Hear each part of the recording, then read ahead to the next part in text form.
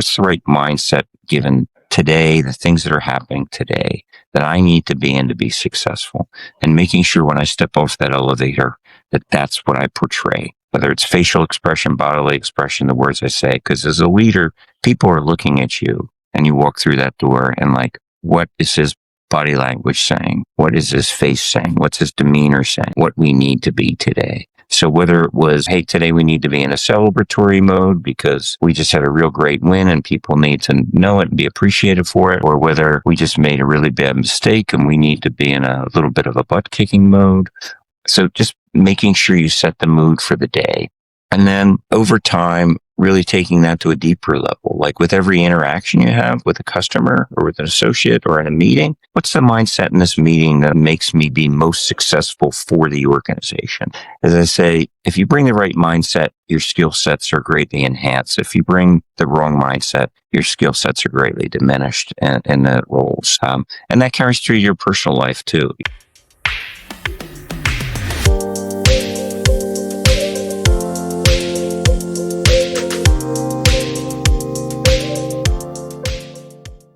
Hi, I'm Christy Honeycutt, your host for Inside the C-Suite, where execs get real about leadership, impact, and what truly drives high-stake decisions. Today's guest didn't just lead a company. He built one that lasted. Mark Turner is the former chairman and CEO of WSFS Bank, where he helped scale the company from $2 billion to over $20 billion in assets, delivering returns that outperformed the market by multiples. But what makes Mark different isn't just the growth, it's how he sustained it. He's the author of Path to Sustained Excellence and someone I trust deeply. He also wrote the foreword to my upcoming book, The Inner Workings of Leading in a Broken System. So today, we're going beyond performance metrics. We're talking about what it actually takes to lead inside complexity, build something that lasts, and stay grounded while everything around you is shifting. Mark, thank you so much for holding space for us today. I know that my introduction did not do you justice. I'd love for you to introduce yourself and what you do to our audience. Well, thank you, Christy. Thanks for having me here. And it was a very generous, gracious introduction. So I'm not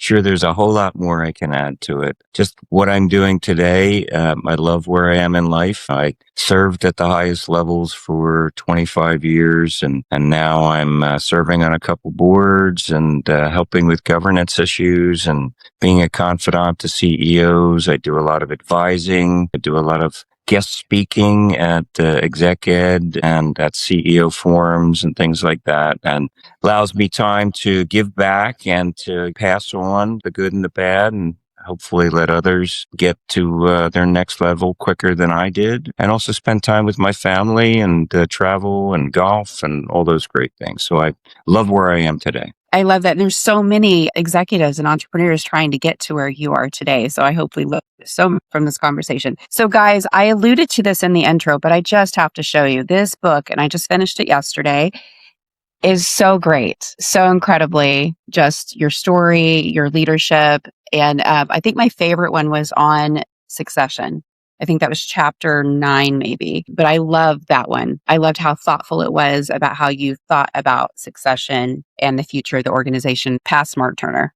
Yeah, thank you. Shout out on the book here. And guys, go look this up and buy it. I'm telling you, it is worth the read for sure. So Mark, as we jump in, look, you didn't just grow WSFS, you sustained excellence over decades. What do you think that most leaders get wrong about the word sustained? I think for the most part, what most people get wrong is they look at sustained and in too short increments of time. They look at it over the next strategic planning cycle, which might be 3 or at the most 5 years. And when you're talking about sustaining strategies, sustaining cultures, sustaining your team and your team into the next generation, you should be thinking 20 years. That's for most organizations. There are some organizations that have a much quicker cycle, and it might be shorter. If you're in a almost probably 90% of the business, you should be thinking 20, 30 years in terms of what's our strategy? How do we hold true to our strategy? How do we advance it? How do we make it even better? How do we look around the corner to see where it might need tweaks or occasional changes? And then how do we have a culture and a team that align with that strategy? And how do we sustain them for long periods of time.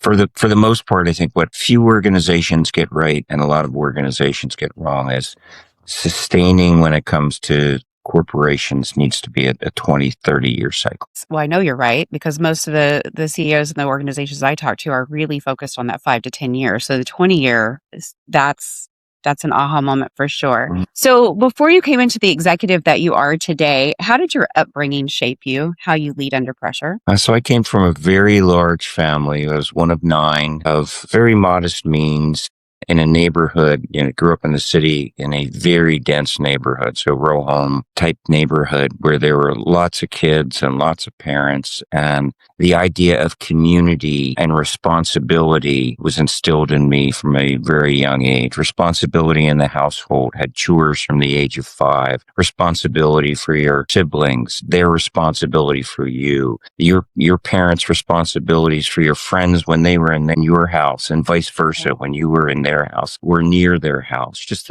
the whole sense of community, shared responsibility, culture in terms of norms and behaviors for the group was instilled in me at a very, very young age. And I think that carried through to my career and to my leadership. I love that. I'm just curious, do you see a difference in today's society? The children we're bringing up, how community might be moving a little bit differently with all the technology? Yeah, for sure I do. I mean, there's a lot of differences, and I don't want to cast these as either positive or negative, because it's change, right? And it's movement forward. But, when I was a kid, a lot of things were self-initiated. A lot of the activities were self-initiated. Just, went out and said, what are we going to do today? You made up games, you played the games that you did, but you just organized. And when you got done that, you organized something else. So, today, probably for the last generation, 2 generations, everything is organized for people. I think we're missing a little bit of that initiative, but also kids get to do so much more at such a higher level earlier than we did. The amount of coaching and training and alignment with what they're good at happens so much earlier these days. But the initiative isn't quite what it used to be. To me, that's a really big one and a big change. And then obviously technology. Kids today spend so much more time inside on their phone in echo chamber type communities, as opposed to outdoor socializing, having to meet, having to figure things out with other people, work through your differences, create relationships. So I think relationship orientation is different, but on the flip side of that, there's so much more advanced in terms of technology and things they're exposed to than we were at that age. It's fun to watch kind of the melting pot of the multi-generations and how we're learning to communicate with each other with such drastic differences that I'm seeing. So what kept you grounded when stakes got higher? Oh gosh, what kept me grounded? So it was always one that running and sweating and I love it. exercising and just getting to a point where washed away because you were so focused on what you were doing now, and there was such a level of intensity and almost discomfort and pain. Everything else had to go away for you to be focused on what you were doing then. And so from my older brother, Timmy, who was a runner, I picked up running at an early age and ran in high school, a little bit in college, but even, much after that, just as a way to stay fit but mostly just to ground myself and keep calm. And some of my best problem solving and some of my best creative moments always came 20 to 30 minutes of a run where everything else just washed away and you could think clearly. And there's obviously a chemical component to that with the endorphins and all those other things that I don't quite understand, but they're definitely true. And as I said, nobody ever felt worse after a good workout, and nobody ever felt worse after a hard day's work. So there's a lot of coming out of that. Well, I don't tend to run unless I see a loose dog that's about to get in traffic or someone's chasing me. But kudos to you. I'm more of the meditation, go sit in my closet and try to get into my brain. Well, that's what I say to people is find your thing, whether it's meditation or prayer or running or yoga or reading. Find your thing that's going to allow you to wash everything else away and just create a sense of calm that you can operate from within. As I said, great problem solving, great idea generation comes from that sense of calmness. So I am curious, Mark, what's one thing about you that's never changed, regardless of circumstances, regardless of your success, ups and downs? What's the one core thing that never changed for you? So I'll go back to what we were talking about earlier, and I think it's a deep sense of responsibility. And it came from those early days where you were responsible within your own household, to your friends, to your neighbors, to the sense of values in the community. A deep sense of like, if I say something, I'm going to do it, and I'm going to try and overachieve on it if it has to do with a promise made to you or a promise made to somebody else. So that carries through in the work world where when you accept the job, you're like, all right, this is what I'm going to do,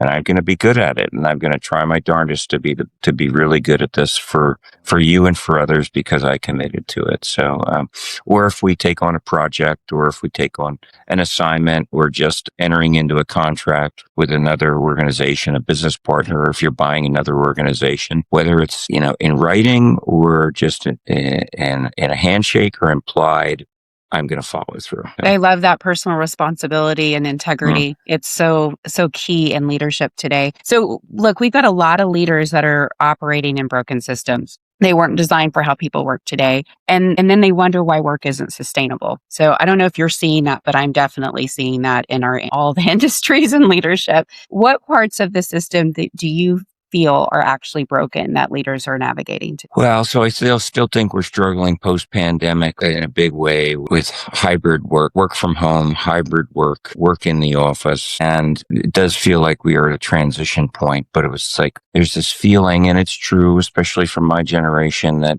you can't onboard, you can't acculturate, you can't collaborate, you can't innovate and idea generate, you can't build relationships if you're not together. And then there's a newer way of thinking, which is we don't need to be together. We can operate much more productively, separate, away, doing our thing, better work-life balance, etc. And so I think that broken may be too strong a word, but is in severe transition, and companies are still trying to figure out how to optimize that equation. So yeah, I think that's a huge challenge. I think a lot of things changed in the pandemic, and one is how we think about work, how we think about the work environment. No, I fully believe that. I worked remote before remote was a thing, and there are pros and cons to it. But the thing that you cannot have, it's very difficult anyway, is that face-to-face energy exchange, the relationship, the power and the ideas and the things that are not said and said, just kind of picking up on the energy in the room. That's the part that I miss about being in person. But I am so grateful for the technology we have that I can have a conversation with you from Texas without hopping on a plane. So that's really lovely. Yep. So where do you think that leaders mistake control for leadership? I think all the best leaders understand that the true leadership doesn't come from authority. It comes from building trust and accomplishment. So when you're leading from position, and you're leading from title, and you're leading from, I can make your hands and feet move because I have the power over you, because you work for me and I control your paycheck and your title and whether you work here or not. But that's very short-lived. As I say, you got to move people's hearts and minds and not just their hands and feet. And if you move their hearts and minds first, then their hands and feet will move, and they'll move in a much more productive, much more sustainable way. So building trust, getting people to buy into vision, treating people right, giving them responsibility, giving them opportunity to grow. And those are the things that sustainable leadership's about, and not just do this because I said so. Love the comment on the hearts and minds, because I think that if you can get everybody rowing in the same direction, the power of oneness is just amazing. I remember early back, I've been in business for 20 something years, but I remember starting my career, everybody rowed in the same direction for the company and everybody was all in. And it just feels like it's changed. And obviously a lot's changed from COVID and with technology. I think we're finding that those that we're leading don't have the trust that you talked about. So, and not all leaders have the answers, right? They're executing because there's ROI that has to be there. There's revenue that has to be there. There's tough decisions that are made. But I think as long as they're made with a human lens and try to be as human and graceful as possible, I think we can get to that trust. Even if it's separating from the company, you can still have a good relationship with those employees if done well. I always was a big proponent and a practitioner of that. We should look out for the best in people, look for their best opportunity, whether it's with your company, hopefully, in their current position, if not maybe a different position in your company, but if it's outside the company, celebrate what they did for you and just marvel in their growth. And two things will happen. One, they'll go outside the company and they'll be advocates for you. They're going to run across people are going to ask them, what was it like to work for X? And they're going to have a positive. And that's, those positive moments reverberate and come back to you. And then the second thing is the rest of the people in the organization will look at how you treated people upon separation, especially if it's a vulnerable separation where you had to let them go. And if you treated them well, everybody else in the organization will look and say, this organization, that's how they treat people when they're at their most vulnerable. And then they'll get a sense of comfort from that. Like, hey, if my time comes, I will be treated fairly. And then because of that, they'll have a confidence that they can proceed in their work without looking over their shoulder all the time. So it has great benefits for the people inside the organization and for the community outside the organization that all come back to the organization. I love how you phrase that. And I think the moments that we treat people when they're most vulnerable is when true leadership shows up. Because we can be measured at our wins all day, right? We want to shout our wins and the revenue and all the things we're doing right. But I think it's the moments that we meet the humans in their most vulnerable stage. That's where true leadership shows up. So it's really beautiful what you said. So as we talk about the path to sustained excellence, I'm curious, based on your book and your findings, what separates companies that perform from those that endure? So again, it's the focus on the long term. For me, it's the looking at strategy as not just, the next strategic plan and how do we achieve our goals. It's how do we stay around for the next 30 years, the next 50 years? How do we stay around to the next generation of leader and then next generation after that? How do we put a culture together that is going to be so attractive to people inside the organization that they're going to want to stay with us for a long period of time? And that other people over time will learn about our culture and want to be with us. And it becomes like an attractiveness and attraction for the entire organization.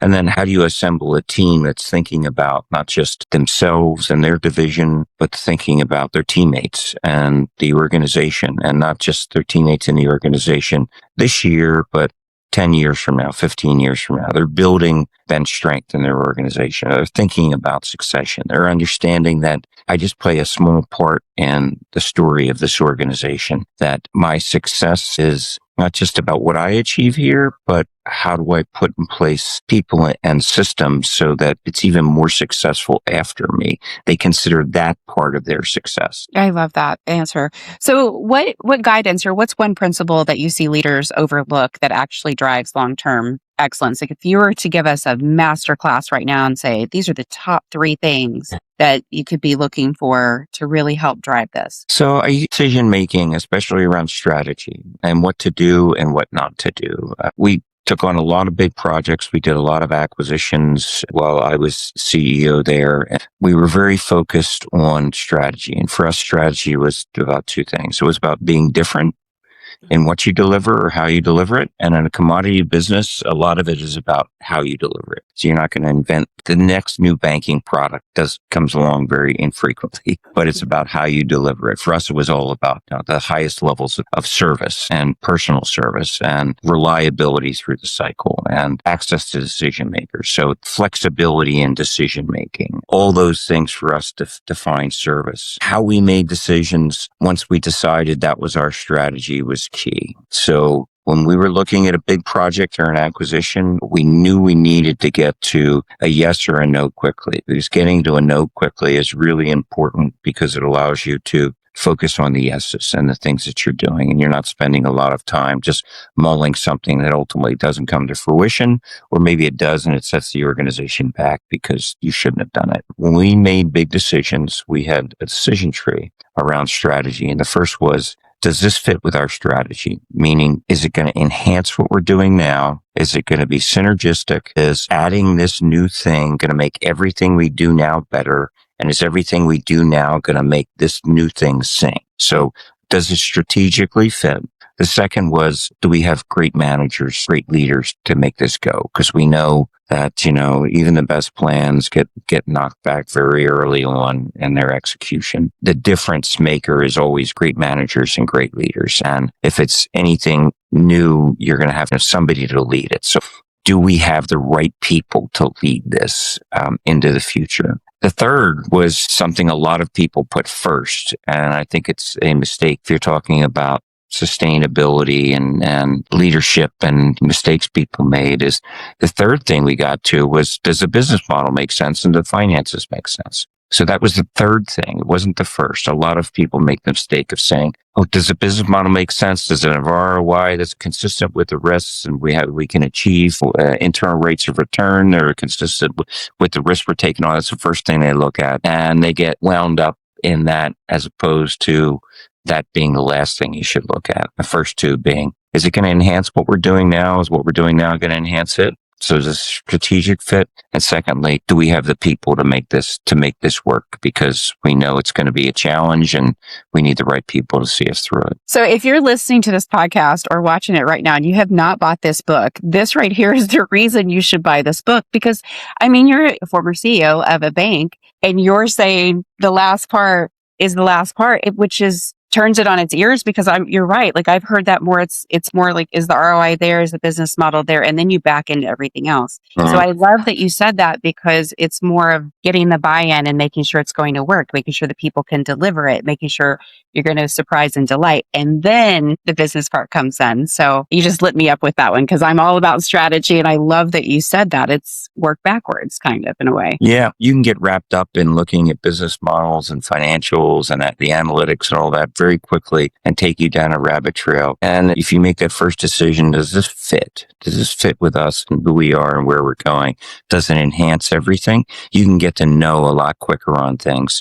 And that allows you to focus on the yeses a lot more and make the yeses go, add the resources to evaluating the yeses and executing on the yeses. Yeah, I love that so much. So what behaviors compound over time and which ones quietly destroy performance? Anything having to do with culture compounds over time. For me and for our organization, culture was nothing more than identifying the right values in your organization that fit with who you are and your strategy, and then living them every day. Top down, bottom up, middle out. When you do that, and as I said, do it bottom up with little things, top down, the executives living them in every moment, especially in tough moments, big decisions, dilemmas, and then middle out. So your policies and procedures support your culture. Those things compound over time and lead to an organization where you're making the right decisions, the people are doing the right things, customers, associates, employees are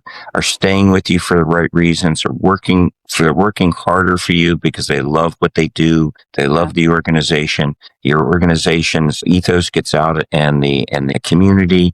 People want to come to work for you. They want to be your customer. They want to be your business partner. If you get culture right over time, building a flywheel, mutual support of all of your constituents, where people want to see you be successful because they just love being a part of you or having you in their life. That, to me, is the thing that compounds the most. And as a leader, you've got to make sure that every day that you understand that it is the decisions I make today and how I make them and how I communicate them will either add to that culture or will ding that culture. And making sure that, in the back of your mind, you're making the right decisions, making them the right way, communicating. Yeah. And guys, don't forget to take care of yourself first so you can do those things for your organization, right? Show up grounded, go for your run, or in my case, go for your meditation and show up fully present and all in. So as part of your personal path to sustained excellence, Mark, I know that you've had some moments that shaped who you are today. What's a moment that shaped you? And maybe what's a time that you fell down and what did you learn from that? So two come to mind. The first moment that really shaped me, I think shaped our organization, shaped our culture, and going back to the last topic we talked about, really set in motion the idea that we had to live our culture every day. And that was a huge part of our business model and how we became successful. So I'll take you back to October of 2008. This is a month after the great financial crisis hit, Lehman weekend. The whole world was kind of in shock. I mean, businesses were fractious. Businesses were going under, worried about runs on banks, on the world economy. People like GE were having trouble making payroll because they couldn't access the commercial paper market. There was just a sense of nervousness and tension and fractiousness throughout the whole world's economy, but especially if you were in the banking business. That's where it started. Everybody was looking for who's next. Yeah. So this is middle of October 2008. We were having our normal Tuesday morning staff meeting. We could see from our 11th floor building, 2 blocks down the road was a branch of a competitor, TD Bank, and we started to see lines forming outside the bank, which is unusual. There's usually enough space inside the bank to accommodate business. And then as things progressed, the lines got longer, and then police cars showed up that were clearly doing crowd control. And so we kind of understood what was going on, and we sent some people down to check things out and ask what was going on, and learned that TD, which had bought Commerce Bank, a big local competitor of ours, several months early, had chosen that previous weekend. It was a 3-day weekend, Saturday, Sunday, Monday, to do their systems conversions, which is a big deal in banks. And most banks get it right, but sometimes they go wrong. And people woke up during that period of time on a Tuesday to see their balances were either wrong or zero. And of course, in that environment, we're talking about post-price. People started calling and then showing up saying, what's up, or asking for their money back. And then we found out that that was happening at all their branches in our Delaware market. So we also found out in sending people down there that some of our other competitors were taking advantage of it. They were exploiting the situation. So that literally had like sandwich board signs that said, having trouble with your account at TD, come to X. And it wasn't just one, it was a couple of them. And so we had a decision to make, what do we do in this situation? As I said, our values guided us very quickly as a team. We said, well, our top 2 values are we serve others and we do the right thing. And what's serving others and doing the right thing mean in this moment in a fractious environment where nervous customers are not good for anybody in this community. Right. And so we said, you know what, we clearly can't solve their problems, but we can help. So we had folks from each of our branches that were close to theirs take off our name tags, go down, introduce themselves to the managers of those branches and say, how can I help? And we couldn't get behind the lines, but what we could do is calm nerves, triage the lines, saying, what's your problem? Okay, you should go here. You should see this person. But, say to them like system conversions, they go wrong. This happens. They'll straighten it out. TD's a strong bank. They'll get things right. Don't worry about it. So, and that act made folks in our organization understand that we truly did live our values and live our culture. And it made people in our organization say, yes, this is the reason why I love working here. And it sent messages throughout the community. This is what WSFS is about, and made other like-minded people be attracted to us. And gosh, over 15 years later, I was doing an exec ed and became part of our lore. I mean, it literally became a story that we told over and over again. And that's one thing about culture is if you can develop those kind of folklore stories and carry them through and live them, they really are valuable in an organization. But not just for us. It was about 2 years ago now. So I'm gone almost, 16 years hence from that act. I was guest speaking at an exec ed forum up at Wharton. And one of the participants I didn't know happened to be from TD Bank. And I, in response to a question like yours, told this story again.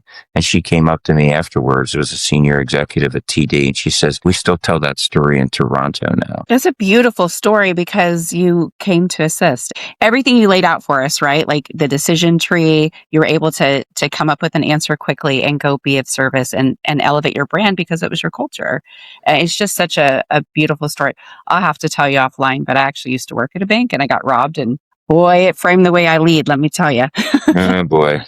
But it's these moments in leadership that you don't get trained for. You have to experience them. I showed up in a way I'm proud of, or next time I would probably approach that differently. I think the stories are helpful. It helps us move forward. So do you want to hear one I didn't do so well? Yeah, that's what I'm hoping you'll pull back the veil. This was later in my career, and it's one I regret because I spent probably better part of 20 years building trust with my board, well, with all my constituents, but with my board. And I think the foundational work of leadership is building and enhancing trust with all your constituents. And it's hard to build. I had one of those damaging moments where I got ahead of my board in the succession process and didn't guarantee, but spoke to the person in our organization who I thought could best lead after me and said, I think if you continue on your path, there's a spot here for you as CEO. And I did it for, at the time, what I thought was good reason, because I was worried that he would be poached in an environment post the financial crisis where there was a lot of trading of head people going on. And I was also kind of worried about if this succession process went to a big name consultant, they'd put it in this form where we had to go out and seek out the best outside the organization. And I had a feeling that this person, given our strong strategy and our strong culture and the way he performed in difficult times and lived that, was best for us. But I got ahead of the board. That was not a good thing, because the board's main responsibility is picking the CEO and motivating them and holding them accountable. So I had to eat crow for a long time and basically say, my fault. Don't take it out on Roger, who ultimately became the next CEO and is doing a great job. Don't take it out on him, take it out on me. And had to spend probably a year of, as I say, eating crow and backtracking and things like that. So it was a lesson for me that building trust with your constituents is the most foundational work of leadership. It takes a long time to build, and with one decision you can damage it. Oh.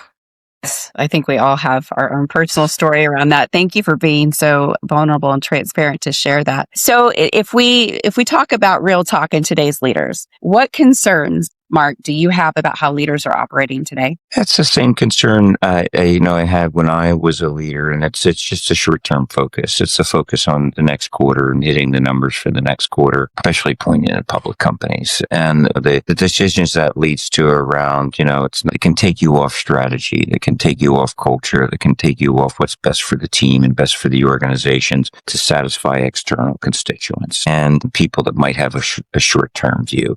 So as a company, you do need to meet goals. As a public company, one of the great things about public companies is a discipline that the market puts upon you. It applies a discipline that is good for the organization. But if you overfocus on that short term, you get dragged off strategy, you get dragged off culture, and you get dragged off making good decisions for the long term. What I tell leaders is, listen, you've got to have a focus on the numbers, and you've got to have a focus on achieving your goals. But make sure that you tell your constituents when you put those numbers up, or when you're telling them what your goals for the year are, how they fit into your long-term strategy. So when you post a quarter that is off, that you can look at it and say, here's why it was off, because we made these decisions this quarter that fit into our long-term strategy. You remember that strategy we told you about, being transparent, or we had an off quarter, and you know what? It was just because we didn't execute. And here's why we didn't execute, and here's what we're going to do different next time. So some level of balance on hitting the short-term numbers, but within the context of the story that you've laid out for everybody in the long term. I think people get too caught up in just hitting the numbers for the quarter and not putting that into a bigger story and a bigger strategy. Yeah, it feels like a lot of sprints over and over again sometimes. Leaders today are over-optimized for speed and underprepared for consequence, in my opinion, with all the AI, all the technology. So would you say that we're over-indexing process into speed of technology right now? I say generally yes. When people ask me about new technologies or new processes and how much they should be investing in them, I say you need to take a couple steps back and figure out what's your part in this new technology and new process. So are you somebody that needs to be at the bleeding edge because, you're a startup and that's what you do, and that's how you want to be first to market, and that's how you want to make your phone? So you need to be over-indexed and investing in that and at the front edge, and understanding that probably half of your investments won't bear fruit, but the other half hopefully will make up for it. Or are you a fast follower and somebody that can wait to see whatever somebody else is doing and be a little bit more disciplined in your investments and not just going all in and saying, well, we've got to invest because everybody else is? Or are you somebody that can sit back and wait and see how things shake out and not have to take all that blood at the front end and say, somebody else is going to figure this out, and then some service provider is going to put out a product and we can just plug into it. So whether it's internet only banking, or for us, the introduction of the iPhone and doing your business on the iPhone, or whether it was crypto or blockchain or AI, it's taking a few steps back and figuring out what's your part in this whole evolution, revolution, and then making your investments based on that versus the chatter that and the cocktail talk that can and the chest pounding that can go on when something new is happening. That was a great answer. I've got one more question for you, and then we'll wrap up. What's the cost of misalignment at the top? So huge. That's why the title of my book is Path to Sustained Excellence, Strategy, Culture, and Team. So it's getting strategy. Thank you.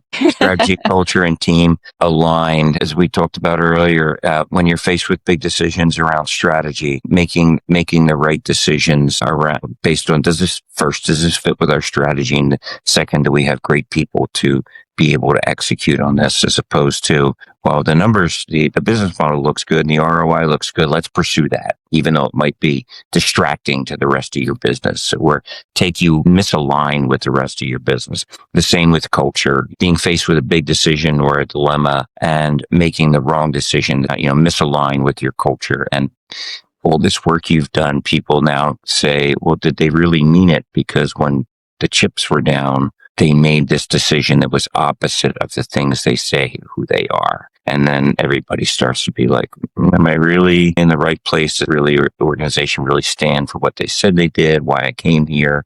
Why I want to be productive here? Why I want to be fully engaged here? And that's the same with your team, making sure that everybody on your team understands what you're about. I said to my team and I said to the board, and this includes me, I'd rather have a team of 8s and 9s out of 10s that operate in as 11 than put 110 on a team who's going to be misaligned and disrupt the rest of the team. That was beautiful. I'm aligned with everything you just said. Mark, I want to thank you for holding space. First of all, thank you for writing such an amazing book and for everything you're doing for our community. Is there anything that you'd like to leave with the audience that we didn't cover? Yeah, so one thing, and I get this question a lot when I'm doing executive speaking, the question you just asked, was there one thing that got you to the next level? And I tell them this story, and it just probably third way into my C-suite experience, my executive experience. I was having dinner, my wife and I were having dinner with a friend of ours and his wife. And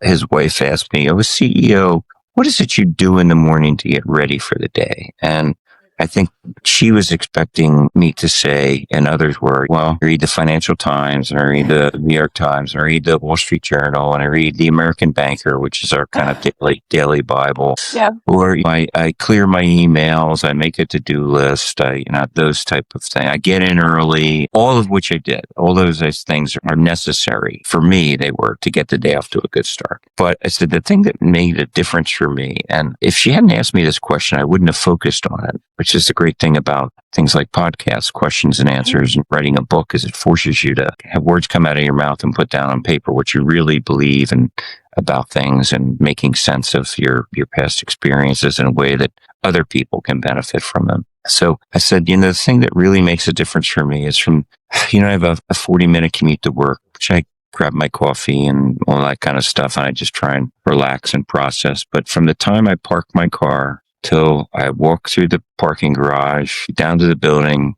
to the elevators, up the elevators, before I get off the elevator, I think to myself, what's the right mindset I need to be in today to be successful for the organization? So not what mindset am I carrying into this day, whether it's personal problems or professional issues or things I'm thinking about. How do I let that all flush away and say, what's the right mindset given today, the things that are happening today that I need to be in to be successful, and making sure when I step off that elevator that that's what I portray, whether it's facial expression, bodily expression, the words I say. Because as a leader, people are looking at you and you walk through that door and like, what is his body language saying? What is his face saying? What's his demeanor saying? What's his step and his walk saying about what we need to be today? So whether it was, hey, today we need to be in a celebratory mode because we just had a real great win and people need to know it and be appreciated for it, or whether we just made a really bad mistake and we need to be in a little bit of a butt-kicking mode, or whether it's today we're going over numbers and we need to be about discipline and execution and getting down to analyzing what happened. Is today, we're talking strategy and we're talking innovation and ideation and collaboration. So we need to be in that mood. So just making sure you set the mood for the day. And then over time, really taking that to a deeper level. Like with every interaction you have with a customer or with an associate or in a meeting, what's the mindset in this meeting that it makes me be most successful for the organization?